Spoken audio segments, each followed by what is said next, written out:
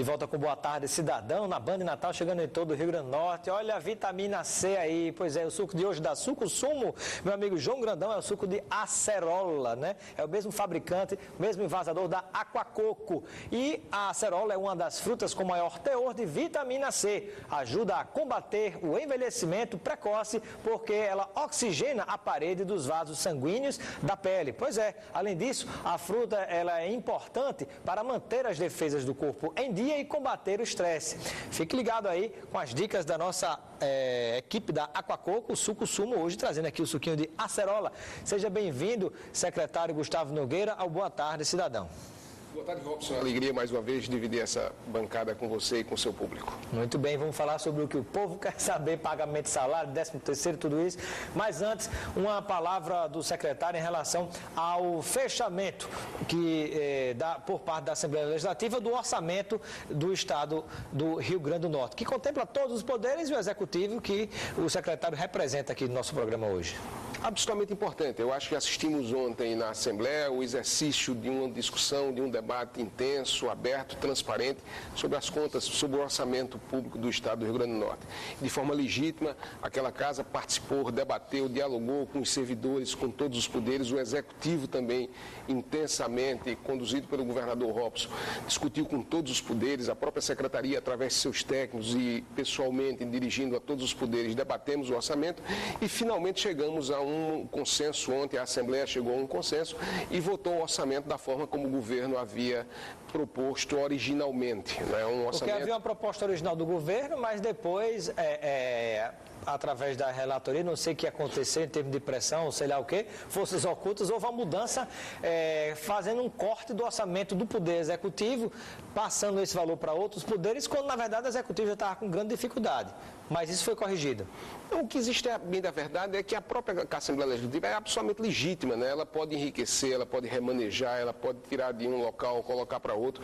Esse é a delegação que foi dada pelo povo aos nossos deputados, então e o que precisa é debater, discutir, dialogar, e foi feito isso intensamente com os deputados, com a comissão que elaborou o próprio orçamento, discutimos com os poderes e chegamos ao consenso que seria absolutamente prudente manter a proposta orçamentária original que foi encaminhada ao governo, onde ela dizia-se que o 2017 custeio investimento repetiria-se o valor de 2016 e a parte do anexo 1, que é pessoal, cresceria 7%, que seria 5,5% de inflação e 1,5% de PIB. Então isso foi preservado, foi mantido, né? E isso, obviamente, é uma estimativa de uma previsão de receita e uma fixação de despesa para 2017.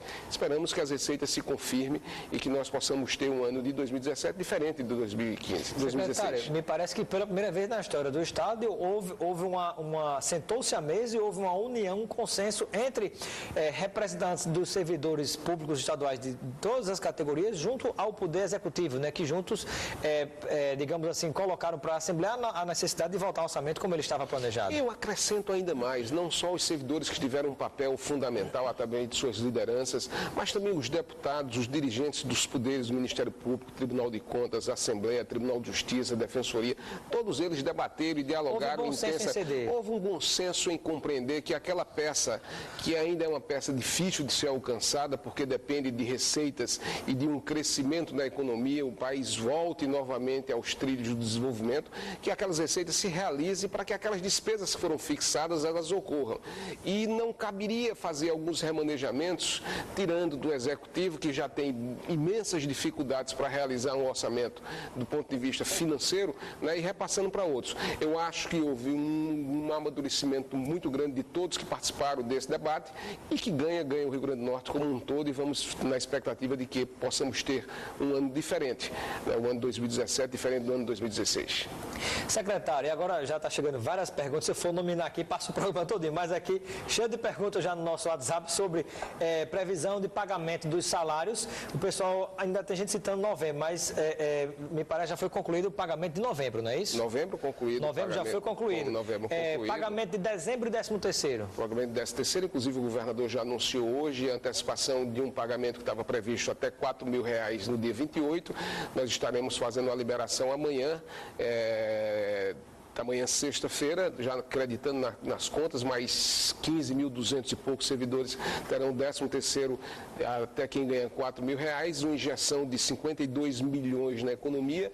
A expectativa é que nós possamos injetar na economia do Rio Grande do Norte, nesses 30 dias, algo em torno de 420 milhões. Isso ajuda a aquecer o microtecido econômico, o tecido econômico do Rio Grande do Norte, de tal sorte que nós possamos arrecadar um pouco mais. A outra parcela do 10º prevista dentro da expectativa de arrecadação nossa é 4 mil para todo mundo ao final de dezembro, e vamos ver como é que se comporta as receitas para ver se a gente alcança essa diferença que ainda nos falta para finalizar o 10º. Com isso, só uma informação, quase que 80% dos servidores do Estado já receberam o 13º salário. Já 80%? 80% já receberam o 10º. Amanhã já recebem o 13º. Amanhã, hoje é dia quanto? Hoje é dia quanto do mês? 22. 22, hoje é dia 22, né? Porque às vezes a gente, quando o programa tem muita repercussão, a gente, numa ocasião, a gente acaba reprisando. Mas então, assim, dia 22, então dia 23, pagos os salários já, né? É oportuno destacar também que todos os servidores da Secretaria de Educação já receberam, independente de faixa, todos os salários. 22 mil servidores da Educação já receberam com os seus 13º integrais em caixa. E dezembro? Dezembro deverá receber ao final do mês também, e abrir dezembro, educação, e abrir dezembro em janeiro. Muito bem. E a expectativa de conclusão geral de tanto 13º quanto os salários de dezembro? Aí tem que abrir janeiro, não tem dúvida. Aquela fala que eu venho sempre fazendo, e não é de hoje, falando da dificuldade das contas públicas dos estados do Norte, Nordeste, Centro-Oeste, que depende de transferências federais, e sobretudo do estado do Rio Grande do Norte, aquilo que eu sempre disse e fiz questão de transparecer, e o governador também, que nós estávamos numa situação muito crítica do ponto de vista fiscal, e embarcamos numa economia completamente desconcertada, desestruturada, e para você sair de uma situação crítica fiscal com a economia, uma macroeconomia crítica, é muito difícil. Mesmo assim foi feito o ajuste fiscal no governo, que já tem dado resultados de crescimento de receita, né? Talvez se não fosse isso, tivesse o caos total financeiramente falando. Não só crescimento de receitas próprias, né? A gente está batendo ali no que foi orçado, uma queda muito pequena, mas também do ponto de vista de redução de despesa, né? Auditoria de folha, censo do servidor, controle no custeio. O fato é que a economia não respondeu. O fato é que o Brasil, pelo segundo ano consecutivo, terá queda de PIB superior a 3,5%. Na literatura recente, só em países em guerra, né, conseguem ter queda de PIB superior a 3,5%. E uma expectativa para 2017 que nos deixa preocupado, que é aquele crescimento previsto de 1,5%, 1,8%, os economistas já não falam, os técnicos do governo também não. Então, estamos aí num compasso de espera para ver se descortina melhor essa economia do país. Secretário, e uma outra pergunta que ele faz, né, na verdade, pergunta aqui da nossa telespectadora Bruna, que está em Ponta Negra. Ela gostaria de saber, mesmo diante da situação de crise, se ainda acontecerá o concurso para policiais militares e também se estará inclusa a possibilidade do efetivo feminino. Acho que sim, o governo discute intensamente isso com o secretário de Segurança, com o comandante da polícia, a preocupação muito grande com a área de segurança. Só para você ter ideia, nós temos na Constituição do Estado uma obrigação constitucional, poucos estados têm de se gastar 9,5% com a segurança, o Estado do Rio Grande do Norte gasta 15,45% com segurança. Mesmo assim, ainda temos imensas dificuldades, porque temos um efetivo ainda pequeno se comparado com outros estados. O processo de contratação foi aberto, encontra-se, me parece, na Secretaria de Administração com a Secretaria de Segurança para fazer o edital para concurso. A expectativa é que em 2017 tenhamos o concurso da Polícia Militar. Inclusive, o secretário Caio tem falado insistentemente da importância de se ter novos policiais no Rio Grande do Norte. Aqui a participação do nosso telespectador, Tiago de Parnamirim. Abraço, amigos de Parnamirim. Ele diz aqui, quero fazer um elogio, secretário muito competente, e pergunta se o governo tem algum projeto para trazer empresas para o Estado e, consequentemente, gerar mais emprego e renda. Belíssima pergunta. Nós estamos finalizando agora, em dezembro, no dia 27, nós entregamos ao governador e faremos um lançamento do plano de micrologística de transporte, do plano de desenvolvimento industrial, do plano de TIC, do plano de energia e do plano de capacitação de recursos humanos. Nós mapeamos todos os arranjos produtivos do Estado, as cadeias prioritárias, os produtos prioritários, mapeamos toda a rede e a infraestrutura logística do Estado para escoar os investimentos necessários que possam alavancar aquelas cadeias produtivas prioritárias, qual a infraestrutura de energia necessária, se estamos formando pessoal alinhado ou orientado a esses arranjos produtivos. É um produto belíssimo do ponto de vista de planejamento, né? A parte de energia também, nossa vocação com eólica, com energias renováveis, também está muito presente nesse plano, e a gente oferece ele agora a todo o Rio Grande do Norte, não só a iniciativa pública, mas a iniciativa privada. É o governo que em crise também trabalha, ou seja, o governo não está olhando só para a crise, mas também formulando políticas, diagnosticando e propondo ações que gerem oportunidades, que tornem o Estado mais atrativo. Para não falar das ações que já foram feitas, né? A desburocratização, um belíssimo trabalho que é feito pela equipe do IDEMA, comandado lá por Rondinelli, a própria Secretaria de Tributação desburocratizando fortemente, a Junta Comercial, né, com a Rede 5, integrou todo o Rio Grande do Norte, a Sâmia, que tem feito um belíssimo trabalho. Nós estamos hoje, em termos de integração, no terceiro lugar no país. Antes levava 3 meses para abrir a empresa, agora você abre a empresa em poucas horas. Belíssimo trabalho feito por Sâmia, da Junta, coordenado pelo secretário Flávio Azevedo, da Secretaria de Desenvolvimento Econômico. E tudo isso é tornar o Estado desburocratizado, mais atrativo, né, para que o investidor que queira vir ao Rio Grande do Norte, ele possa se sentir um ambiente favorável para ter retorno daquele capital investido. Estamos conversando com o secretário de Planejamento do Estado do Rio Grande do Norte, Gustavo Nogueira. Nós vamos a um breve intervalo e no retorno continuaremos com essa entrevista respondendo a mais perguntas de telespectadores. Até já. Boa tarde, cidadão, de volta na Band Natal, chegando em todo o Rio Grande do Norte, conversando com o secretário de Planejamento, Gustavo Nogueira. Perguntas de telespectadores aqui falando sobre pagamento de salário de dezembro, 13º e reivindicações de várias categorias profissionais. E aqui pergunta interessante aqui, o Sérgio gostaria de saber se os vencimentos do governador e dos secretários também estão atrasados. Estão no calendário normal. O calendário que é divulgado, tanto os secretários como o governador respeitam rigorosamente esse calendário. Por exemplo, um secretário de Estado ganha R$14 mil. No dia acima de até 4 mil nós não recebemos, nós vamos receber igual, da mesma forma como o servidor do Estado recebe. Nós também somos servidores, só que servidores comissionados. Então os secretários, os comissionados, o próprio governador, ele segue a mesma forma de pagamento de todo mundo. Não tem essa história de pagar. Inativos, pensionistas, servidores, comissionados, regra para todo mundo. Aqui pergunta também do Sérgio, gostaria de saber deixa eu ver aqui, por que não existe atraso nos repasses para legislativo e judiciário? A bem da verdade, é um princípio constitucional de repassar o 12º dos poderes no dia 20. Existe no Rio Grande do Norte já uma sensibilidade bastante aguda dos demais poderes e uma compreensão de que a gente sobre a obrigatoriedade de passar nesse dia. Nós não estamos passando no dia 20, nós estamos passando no dia 30.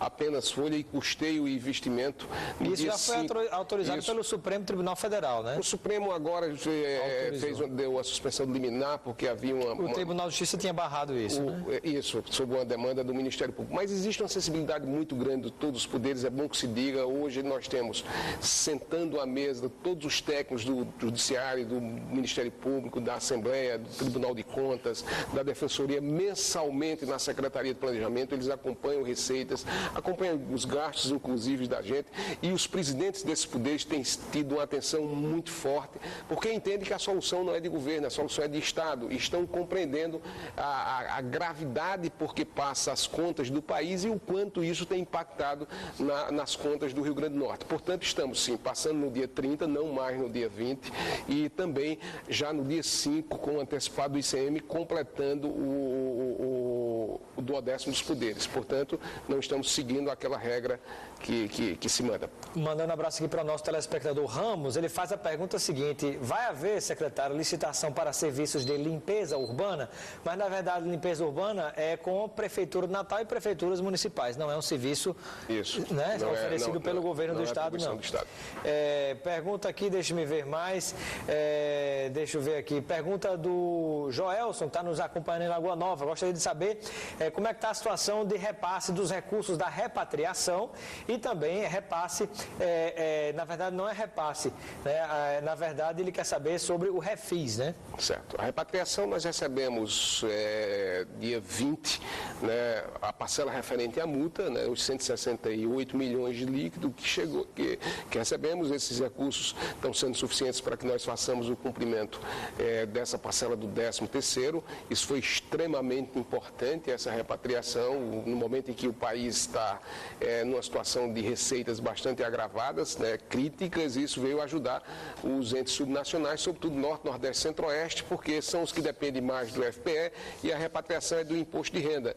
Então, o imposto de renda é um imposto que compõe o FPE. Portanto, foi importante para os estados Norte, Nordeste e Centro-Oeste e esse repasse. Recebemos agora, estamos colocando exatamente na folha, e colocando na folha você estimula o microtecido econômico do Rio Grande do Norte. É uma forma de você ativar também a economia.